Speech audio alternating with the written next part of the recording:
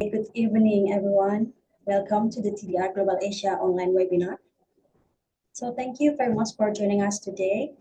My name is Mandira Hamayanti, and I will be your MC and also moderator for today's session. So today we are pleased to host a webinar titled Mapping the Landscape of Antibiotic Sellers in Indonesia, a study on distribution, regulation, and also public health risks.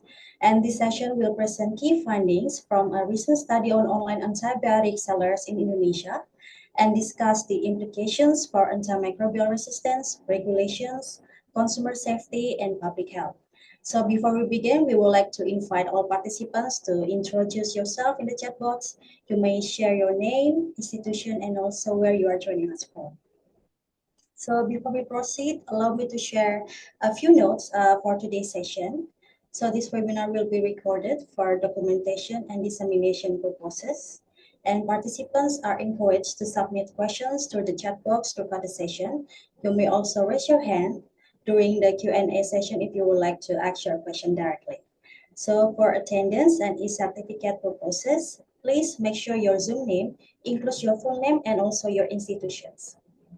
And the attendance and also evaluation form will be shared later in the chat box. E-certificates will be sent to registered participants within 14 working days after the sessions. So before we begin the main session, allow me to briefly introduce what is the TDR Global Asia.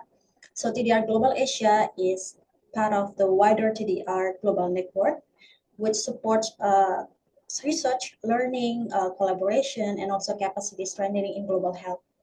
And through activities such as webinars, learning opportunities, networking sessions, and also knowledge dissemination.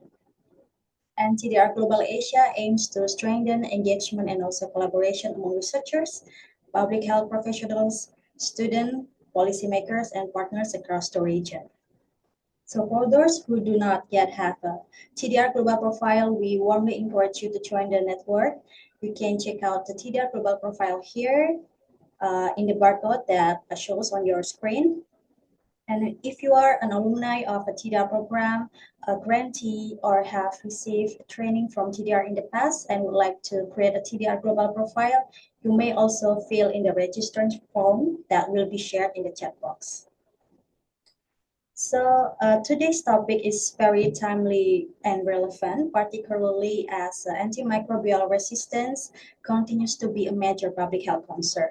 So the availability of antibiotics through online platforms raises important questions about access, regulations, consumer safety, and also responsible antibiotic use.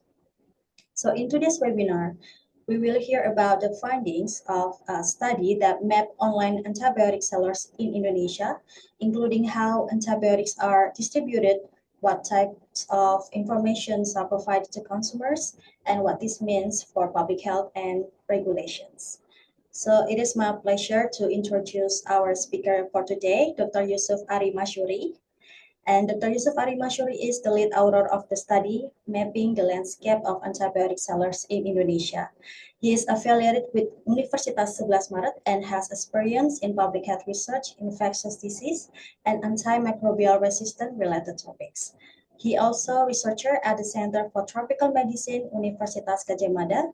His research focus on public health, antimicrobial resistance, health systems, as well as the impact of COVID-19 on TB and HIV services in Indonesia. And Dr. Yusuf has also been involved in various internationally funded research projects with global health partners.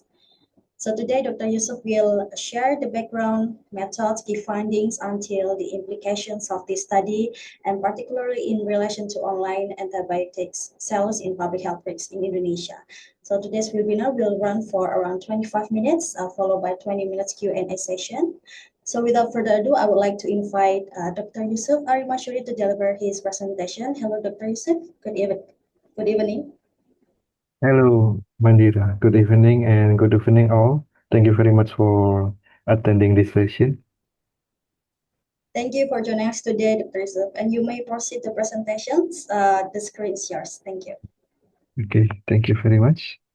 So, as introduced by Mbak Mandira, I will present key finding on our recent studies on the mapping of online antibiotic sellers in Indonesia.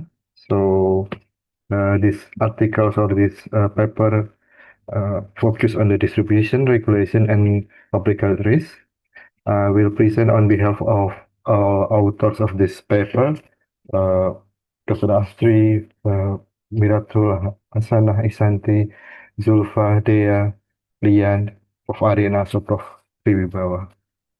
So as introduction, maybe we all experience a shifting, not only the healthcare actually, but in many aspects that our life are very influenced with the digital topics. And for digital healthcare, we find that the rapid market growth happens.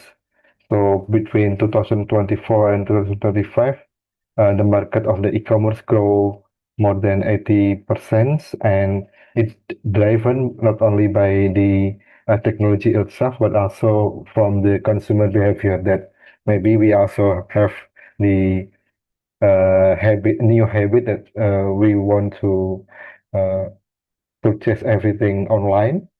And for the healthcare itself, it's also catalyzed by the COVID-19 pandemics that we still have a vivid memory that we cannot go out from our houses, or maybe we cannot go to our work, and then we do everything, almost everything online, including purchasing daily needs, and maybe some of us need medicine, and then we purchase it through the online services. And however, if we talk about the medicine and particularly the antibiotics, we will face a problems or at least a health risk. We understand that the easiness to buy online is also have a potential risk. From many previous studies, we found that antibiotics can be purchased or at least dispensed with a prescription in many places, including in Indonesia. And the online sales might potentially increase this public health risk because uh, not only person in the region in the offline settings that can uh, purchase or buy antibiotics, but by the technologies, person from maybe one province can buy antibiotics that provided by seller from another province.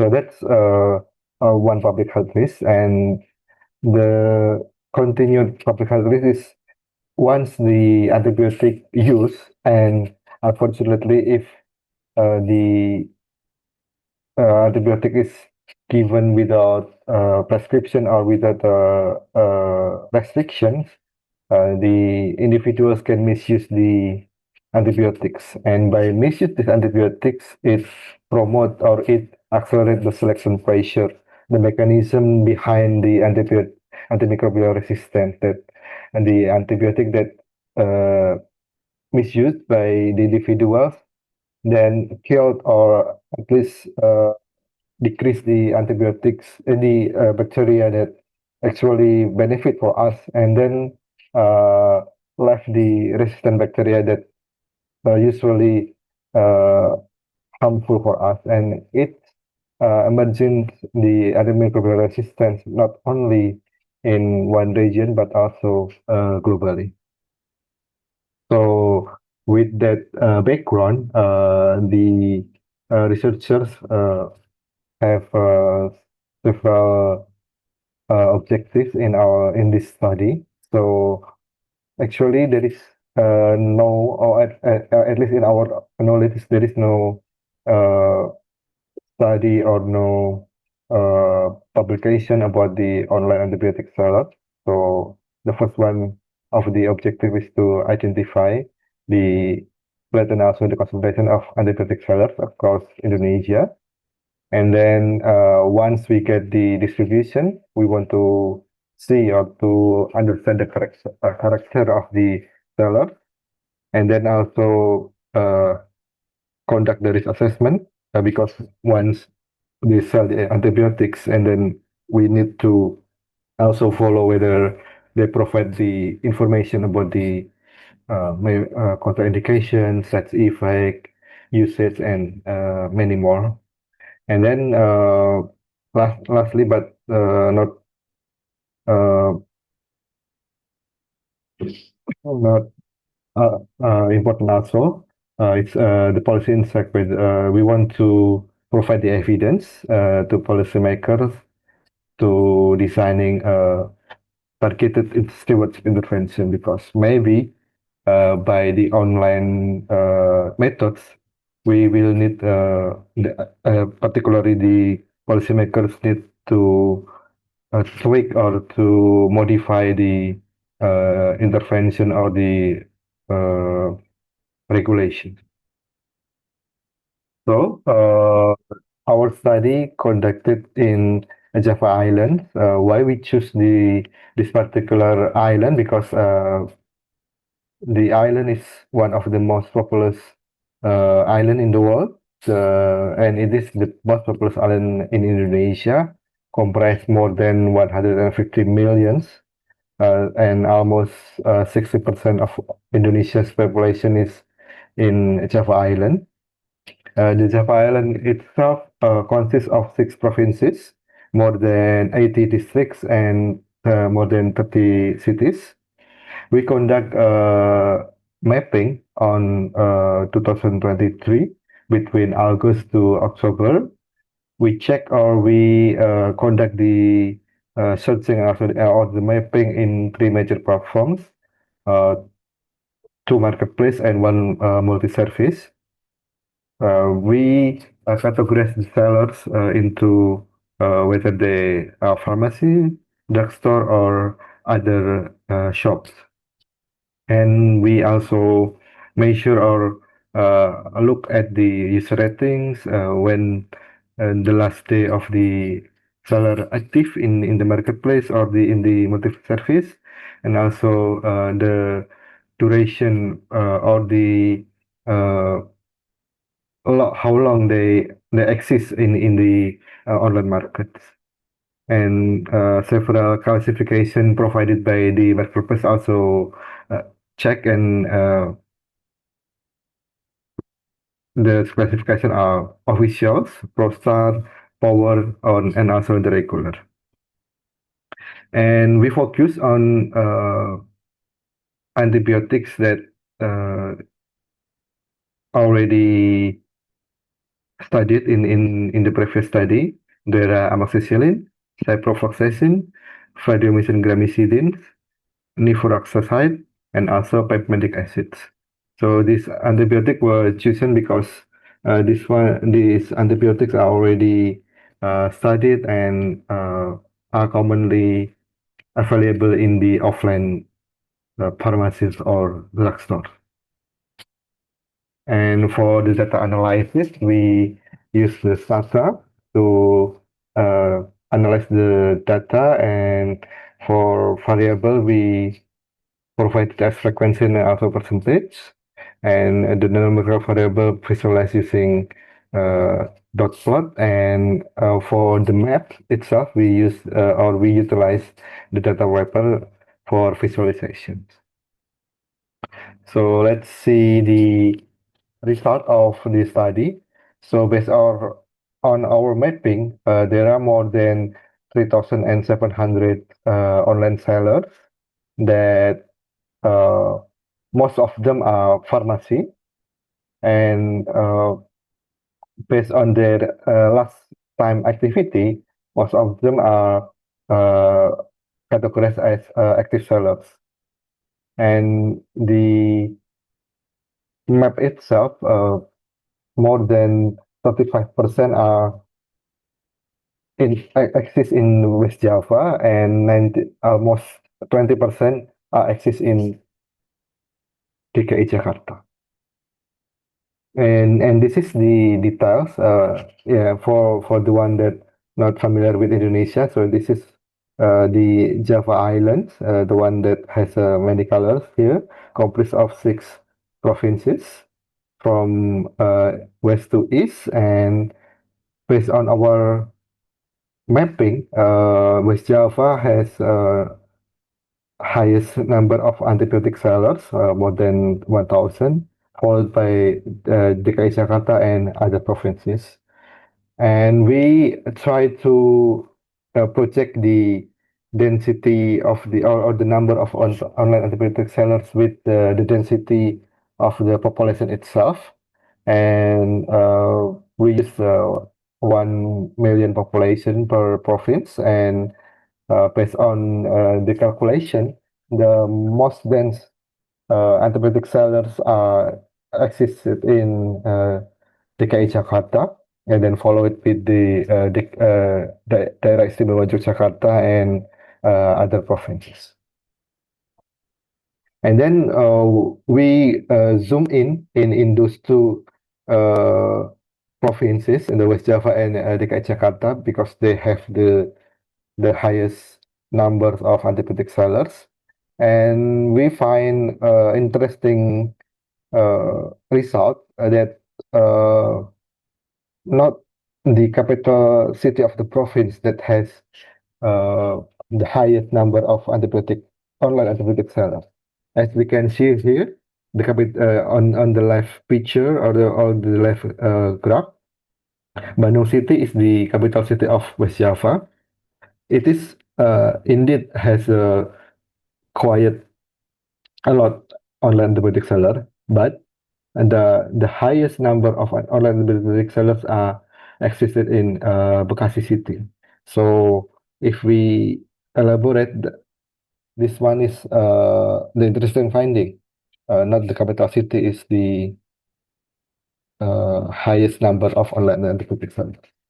And then if we see the DKI Jakarta, not the central Jakarta, but it exists in the East Jakarta. That if we uh, try to match the West Java and also DKI Jakarta, it's also located near the Bekasi city. So it's somehow maybe correlate or not.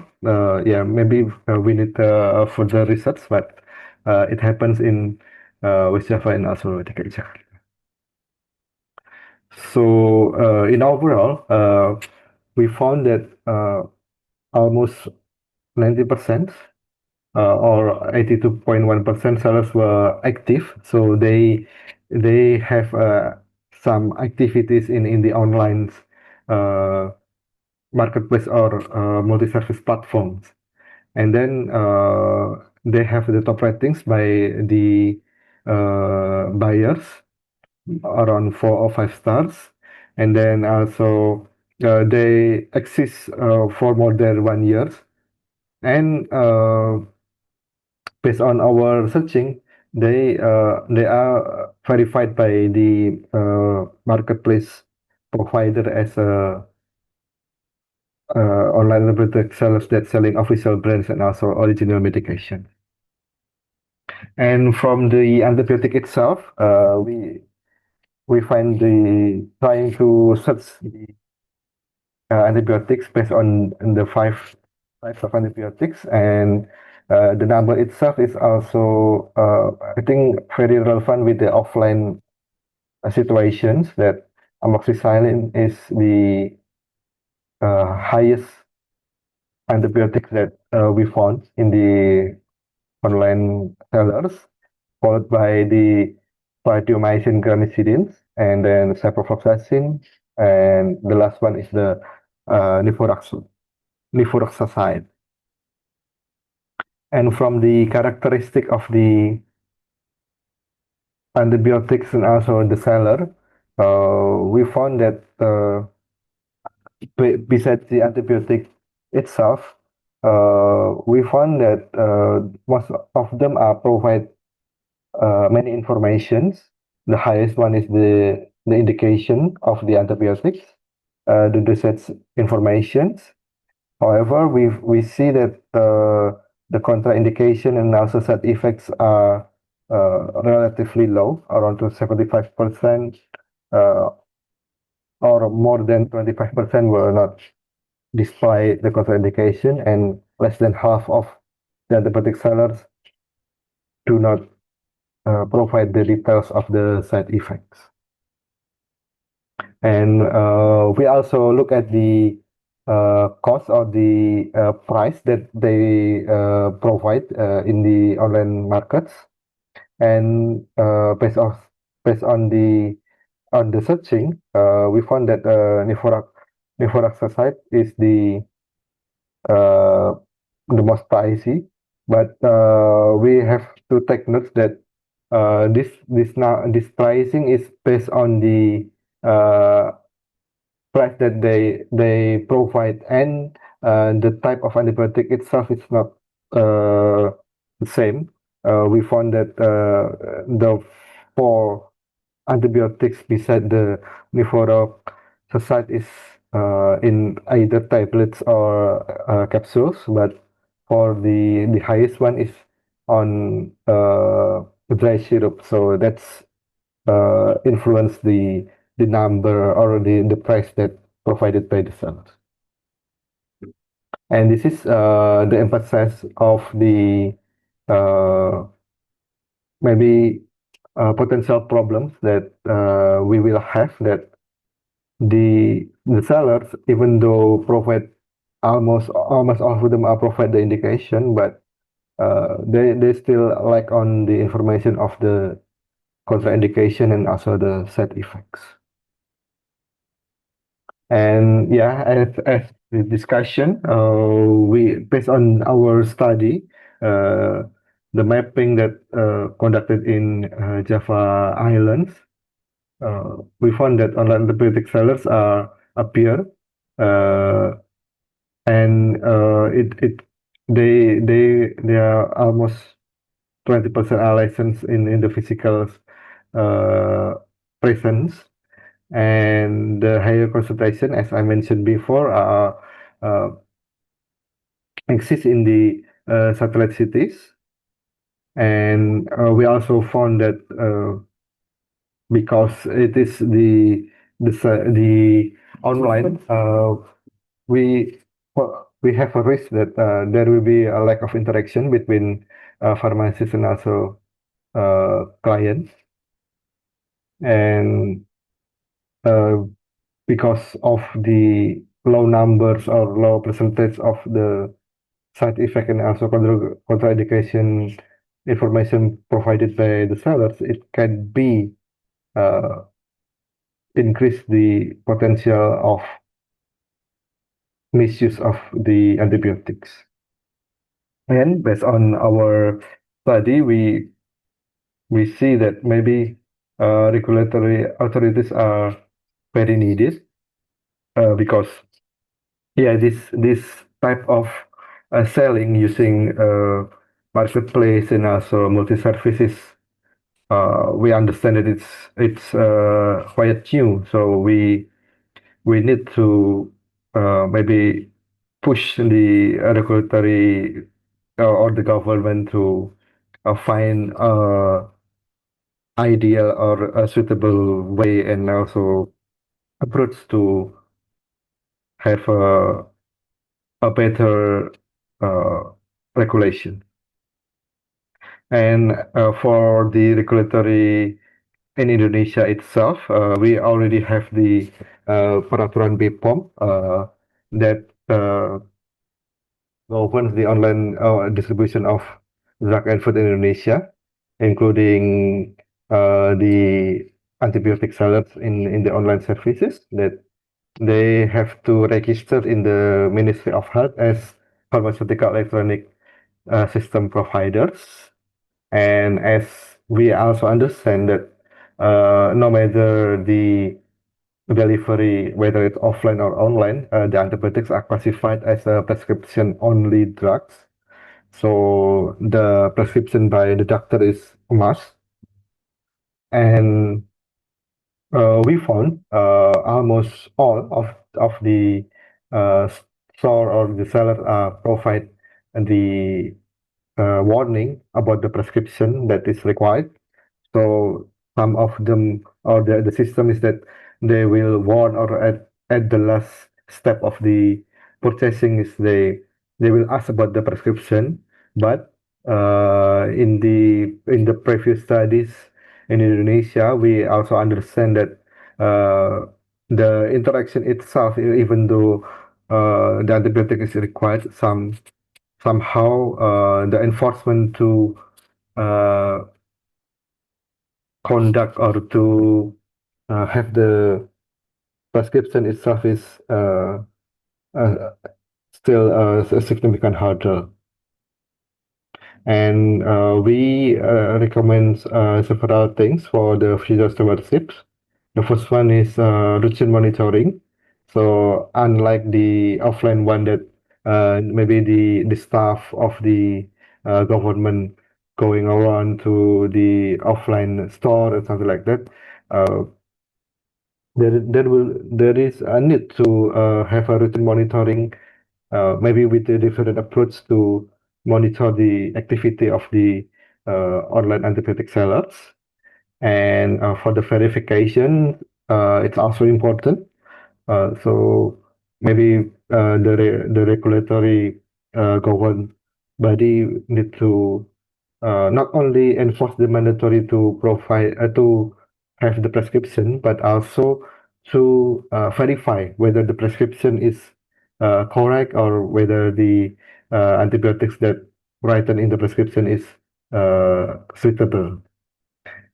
And also, based on the information that lacks provided by the online antibiotic sellers, we also recommend to all of the antibiotic sellers to display the information, not only the indication, but also, for example, the ones that lacks in our study, the side effect and also contraindication information is also uh, needed and even mandatory. So our study has several strengths to answer information.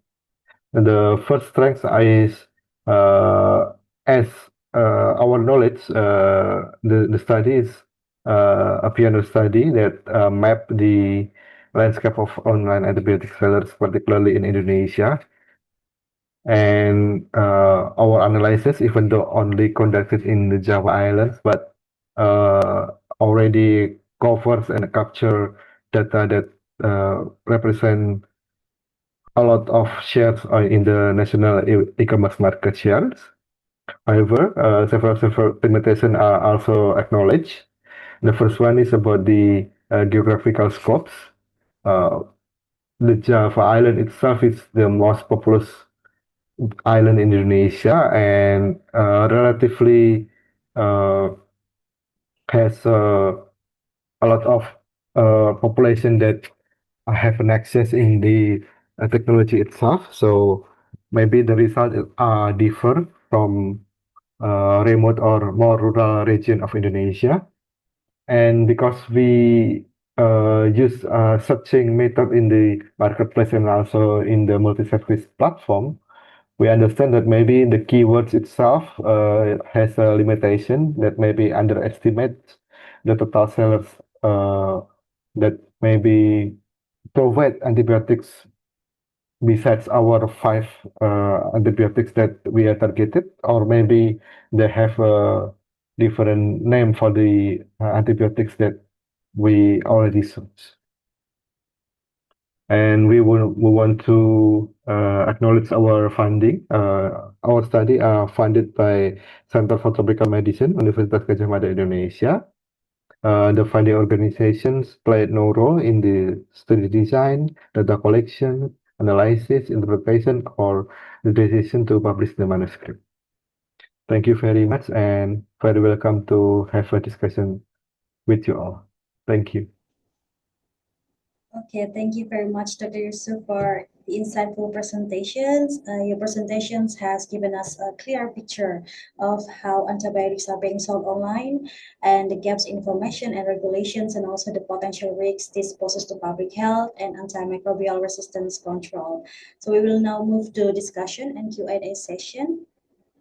For participants, please continue submitting your questions in the chat box. You may also raise your hand if you would like to ask your questions directly. And we have one questions from the audience. I will read them now. So the first question is from Nurfianto Pangidung. So good afternoon. I want to ask Mr. Yusuf, what is the impact of the Indonesian Food and Drug Administration's policy requiring mini markets or stores that selling drugs to have trained personnel selling them, rather than healthcare professionals with a pharmacy degree?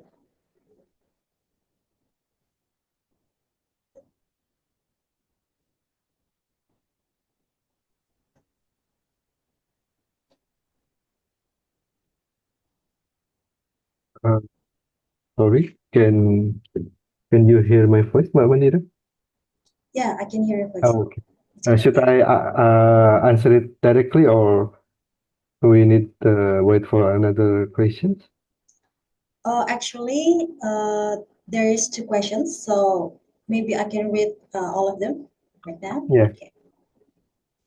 So that's the first question. And the second question is, what are the impacts of improper drug use, often misuse in such mini markets or stores, such as limited OTC drugs, often mixed with liquor or to get drunk? Thank you. Okay, thank you very much for the questions. So I would like to maybe emphasize first that our study is related to the online sellers. Yes, that's true. And the second one is we conduct a search or a research on the antibiotics. So uh, we are providing information about the potential problem if the antibiotic is sold online and not properly purchased in the aspect that the prescription is not required, or and the prescription is required but then it's somehow not verified and etc. Because the antibiotic itself will have a problem, particularly if we have a misuse or overuse, as I mentioned before about the selection pressure and etc. However, the questions I understand that there is a lot of discussion ongoing in the online topics and also in the social media about the new uh, regulation by the BPOM. However, as I understand, correct me if I'm wrong, the other audience maybe have more knowledge about the new regulation. It regulates the drugs. However, it's not cover the antibiotics.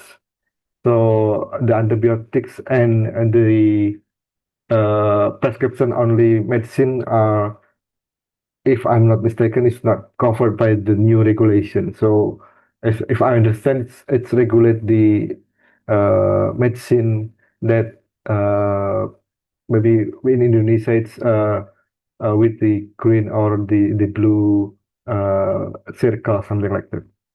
However, I also acknowledge the concerns that maybe with the widespread uh, access of those medicine, the one that mentioned by the audience about mini markets and also several stores that previously not able to sell this medicine, the potential problem might happen.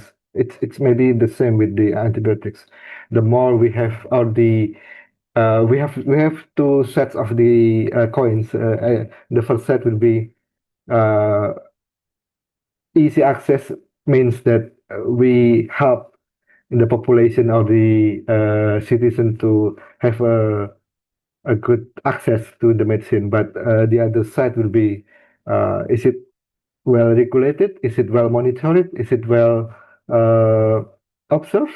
If not, and then yeah, the misuse, the overuse, not only antibiotic but also uh, anything, not only medicine also, it will be have potential problems. In the antibiotic there will be AMR, but in the other medicine, maybe the audience may have more knowledge. There will be a potential risk also. Thank you. Okay, I hope that's answered your questions. So if you have another question, please let us know. So we are moving on to the next questions. There is another questions from Srila Nirmitya Salita Negara. Thank you for the interesting presentation. I have two related questions. First, regarding the concentration of online antibiotic sellers around East Jakarta, Bogor, and Bekasi. Is there any surveillance or routine data that could help explain whether these areas also have higher antibiotics use or antimicrobial resistance patterns, or does this more likely reflect supply chain and platform logistics? And second questions, while algorithm-based monitoring and seller verification sound very useful, I wonder how this should translate into enforcement. Once a suspected illegal listing is detected, who should be responsible for acting on it? And should there be a standard pathway for verification, takedown, seller suspension, and escalation to BPOM with accountability for marketplaces if flag listing remain online? Okay. Yeah, thank you very much for the two very interesting question. I think the audience point out a very insightful topic. So the first one about the correlation or is there any information about the surveillance or routine data? Uh, I cannot say there is information or not, but it should be also available, maybe from the government, such as the district health office or maybe the local district government that has the information about the at least the sellers in the regions. And then about the antibiotic use, we can maybe one things that we can uh, have a look whether the antibiotic sold by the each of the store are reported, because as I understand that there is a need, or there is a regulation that the sellers, particularly the pharmacy, uh, to provide information regularly to the district health office about the antibiotic use. And about the antimicrobial patterns, that's a tricky question, because the antibiotic resistant pattern itself usually uh, available in the higher level of the health services, for example, in the maybe secondary or tertiary hospital, because that hospital has the tools to conduct antimicrobial resistance tests, not in the primary or even in the pharmacy or in the public health. So maybe the antimicrobial resistance pattern is not really the same with the antibiotic that's sold in the community. However, I think once we access of the antibiotic in the community loose and also easy, I think that's the entry point for antimicrobial resistance, because and then uh, the person has maybe mild resistant of bacteria, but and then need a higher medicine when they sick, and then it continues to have a higher and higher antimicrobial resistance. And for our study, it's more or less about the we want to, because there is no information before. We understand that the antibiotic sellers are exist, but we do not have the detailed and also systematic information about them. So I think the first one that we want to see is whether the antibiotic cells are exist and what is the pattern of them or the distribution of them. I think that's the one things. And about the logistic, I think it's not only about logistic, but once we have the maps, we can also have or have a map of the risk, And the other things that maybe we can conduct other studies that related to the antibiotic sellers.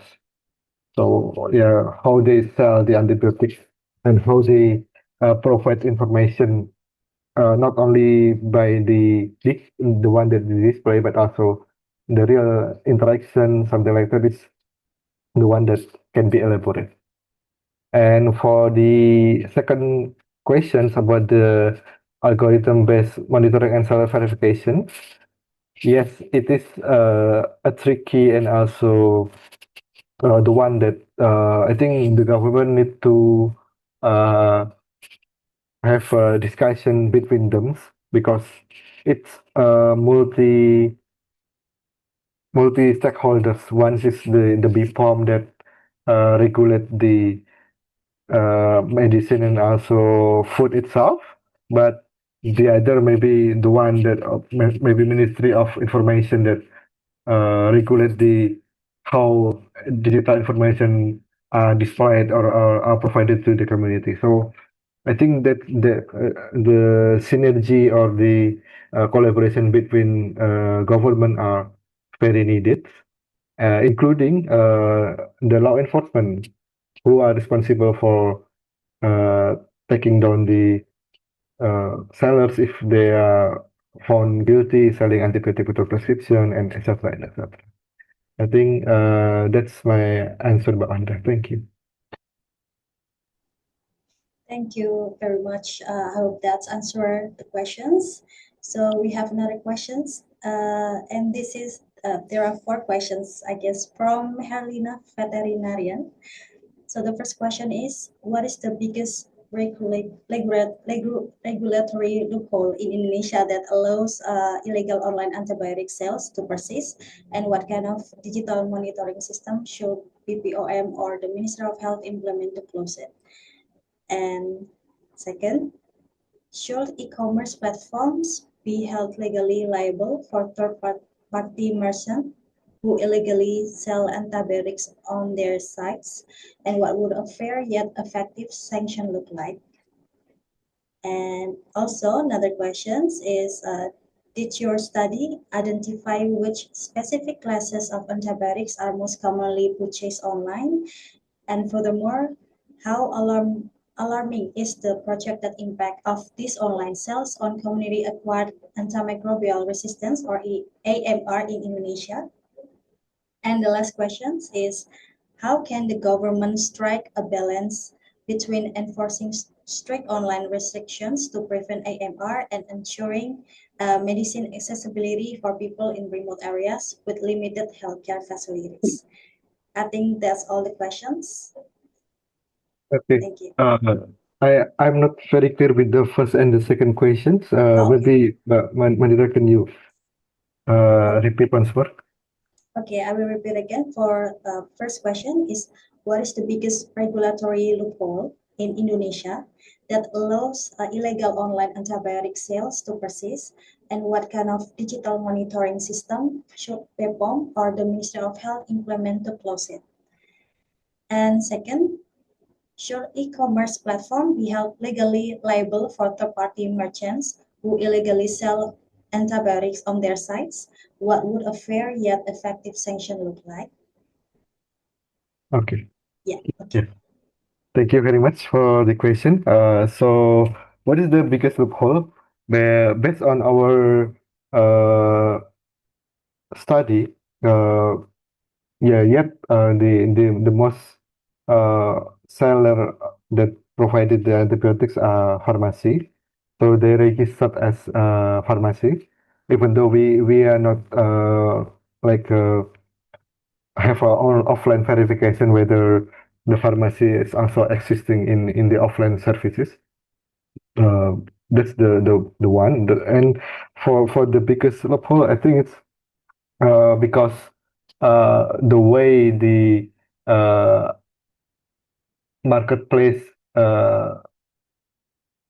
happens in Indonesia is that uh, the sellers or the potential sellers can just create an account and then display the product that they have.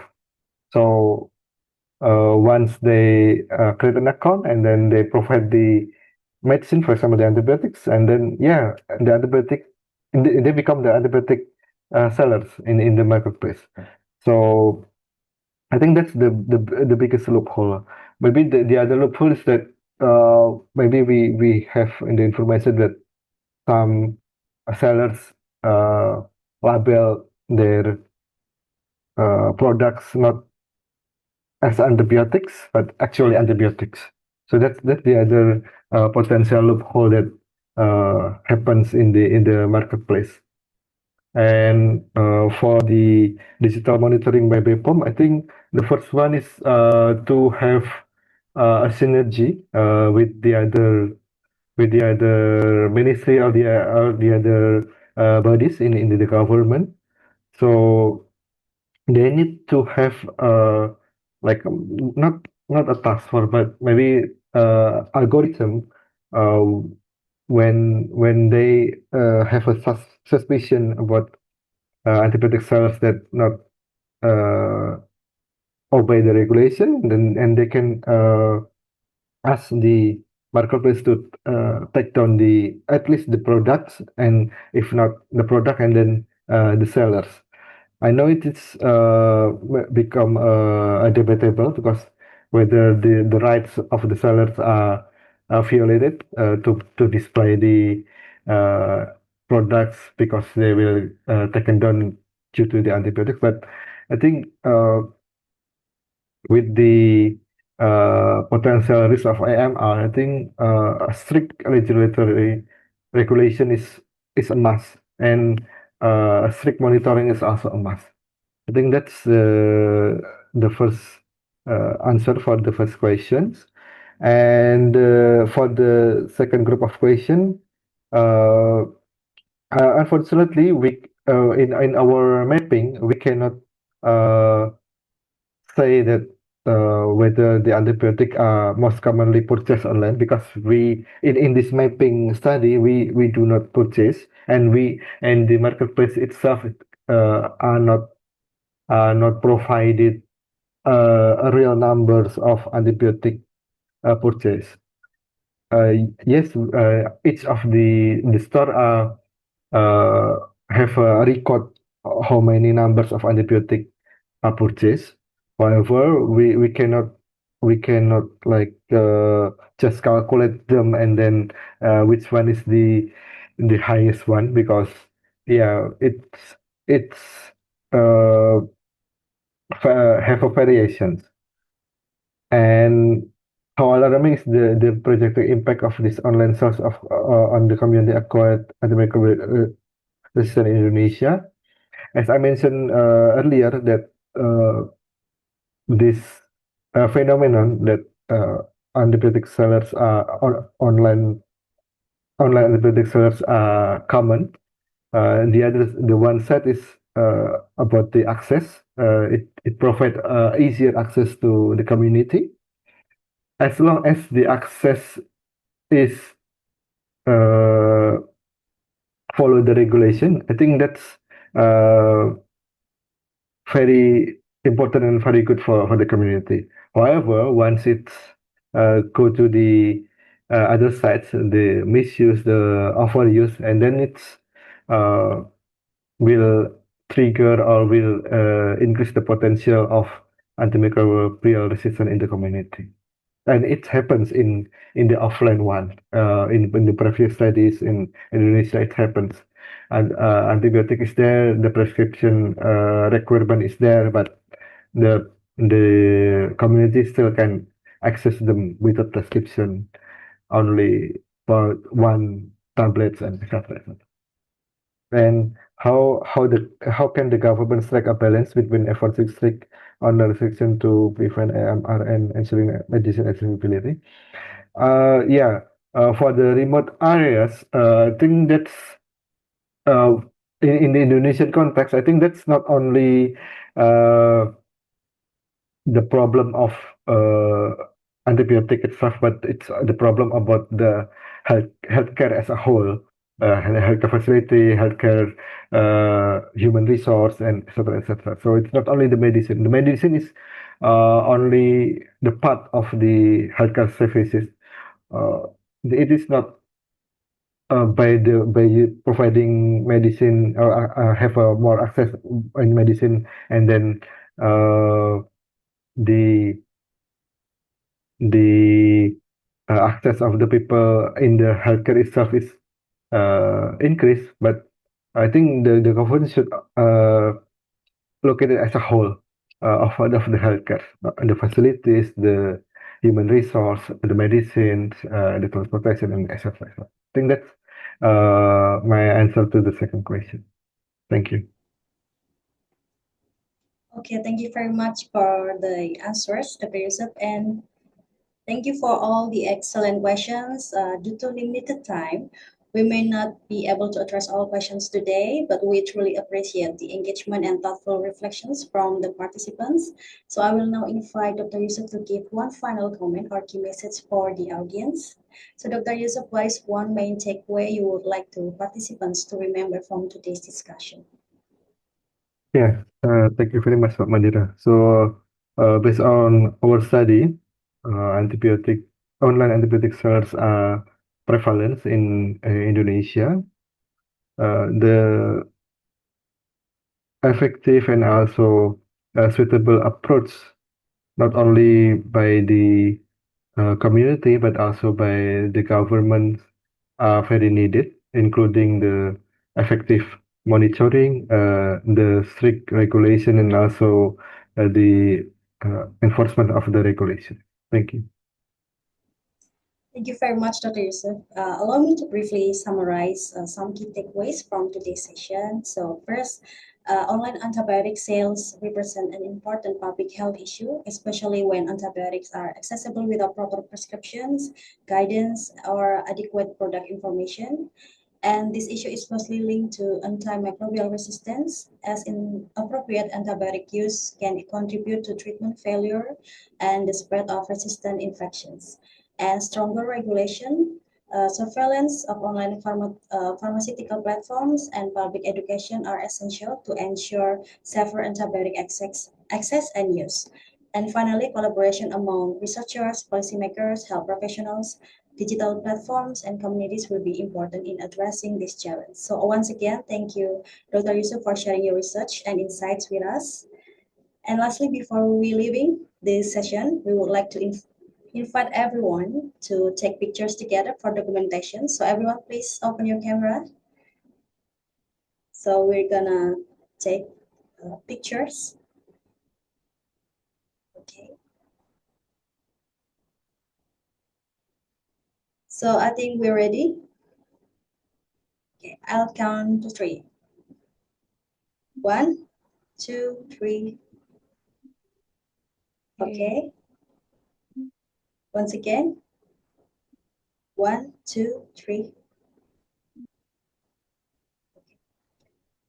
Okay, is it done, Bagi? Yes, we're done. Okay, thank you very much. So before we close the session, we would like to thank once again Dr. Yusuf Arimashuri for the insightful presentations and discussion.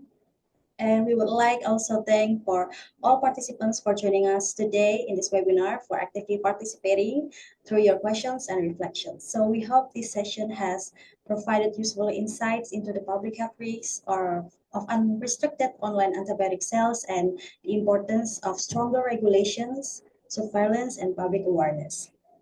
So I will remind you again, please complete the attendance and evaluation form that will be shared in the chat box. And this form is required for attendance confirmation and e-certificate requests. E-certificates will be sent to your registered email within 14 working days after the session. So, and your feedback will also help us improve future TDR Global Asia webinars and activities. So stay informed and never miss an update from TDR Global Asia by subscribing to our newsletter. This subscription link will also be shared in the chat box. So please also stay tuned for our upcoming webinars and activities for following us on X or Twitter at TDR Global Asia. And thank you once again for joining us today in this TDR Global Asia online webinar. We look forward to seeing you at our next event. Have a good evening, everyone. Thank you.